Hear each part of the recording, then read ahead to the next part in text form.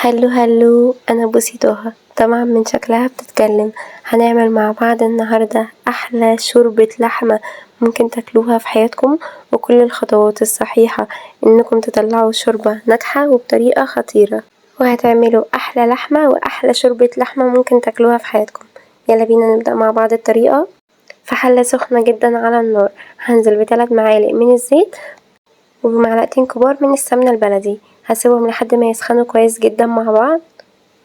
اول خطوة اهم خطوة ان اللحمة مش بتتغسل نهائي، الحلة بتتجاب من عند الجزار بتتحط زي ما هي كده على الحلة.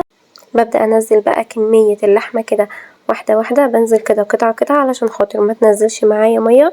انا مش عايزاها تنزل معايا مية. الطريقة دي بتخليها تقفل المسام بتاعتها وبتحافظ على نسبة البروتين اللي في اللحمة. وما تقلقوش لو اللحمة فيها اي حاجة وحشة، بالطريقة دي احنا بنقفل المسام بتاعة اللحمة وبنساعد على ان قيمة البروتين في اللحمة تكون عالية.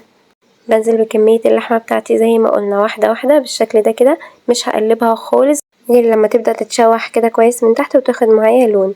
هنا كده قلبتها خلاص. بصوا بجد بيبقى لونها خطير. بشوح فيها في الشكل ده كده زي ما انتوا شايفينه، دي اهم خطوة ودي بيديها تست حلو قوي. هبدأ انزل عليها بورق لورا وعود من القرفة وحبهان وفصين من القرنفل ومعلقة صغيرة بهارات مشكلة ومعلقة صغيرة من الفلفل الاسود، وابدأ ان انا اقلبهم كلهم كويس جدا مع بعض، بديهم تشويحة كده لحد ما احس ان ريحة التوابل كده بدأت تطلع معايا بالشكل ده. بفضل اشوح فيها لمدة 3 دقايق على نار عالية. كل الخطوات دي بتكون على نار عالية علشان خاطر ما تنزلش معاكم اي مية. بصوا شكلها بعد ما شوحناها، عايزة اقول لكم بجد هي عايزة تتاكل دلوقتي. هنزل عليها ببصلتين مقطعهم مكعبات وجزراية وفصين من الثوم وواحد فلفل حامي، وهشوحهم كلهم كويس جدا مع بعض.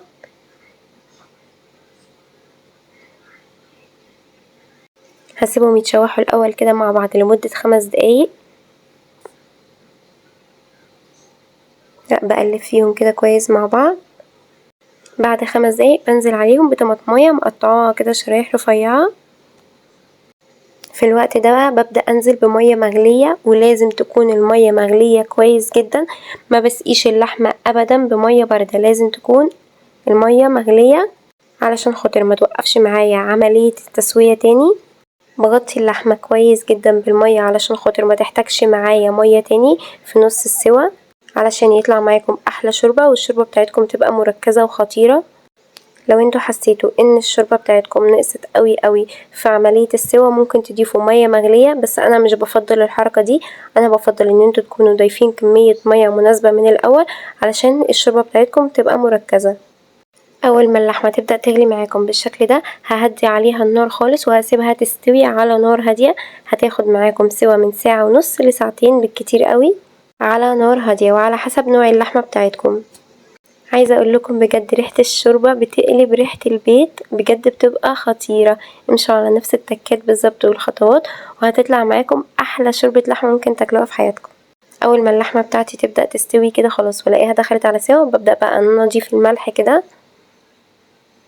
وحاولوا ان انتوا تظبطوا ايديكم في الملح عشان تدوقوا احلى شوربة. اول ما اللحمة بتاعتي تستوي انا بخرج شوية كده من اللحمة واسيبهم في مصفى برا يصفوا كده براحتهم، وهقول لكم ليه دلوقتي. والباقي بسيبه في قلب الشوربة وبقفل عليها علشان تاكلوا بقى احلى حتة لحمة ممكن تاكلوها في حياتكم. هنزل ب4 معالق كبار من السمنة البلدي. اول ما يسيحوا بقى ببدأ انزل عليهم كده باللحمة وبسيبهم يتحمروا كده براحتهم بقى على نار هادية خالص. وعايزة اقول لكم بجد هتاكلوا احلى حتة لحمة ممكن تاكلوها في حياتكم. لازم تكونوا مصفيين اللحمة كويس جدا من الشوربة علشان خاطر ما تضايقوش لما تيجوا تحمروها.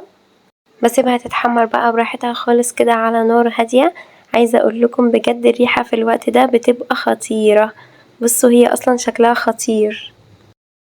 لما تشتروا اللحمة بتاعتكم ما تجيبوش اللحمة كلها تكون قطع حمراء، هاتوا اللحمة كده يكون فيها قطع كده من السمين عشان خاطر بيدي للشوربة تست حلوة قوي وهيطلع معاكم احلى شوربة. هنا خلاص اللحمة بتاعتي كانت اتحمرت. انا عايزاكم بقى تشوفوا اللون خطير قد ايه، ولا الريحة. لو انتوا مكاني دلوقتي بجد هتشموا ريحة خطيرة.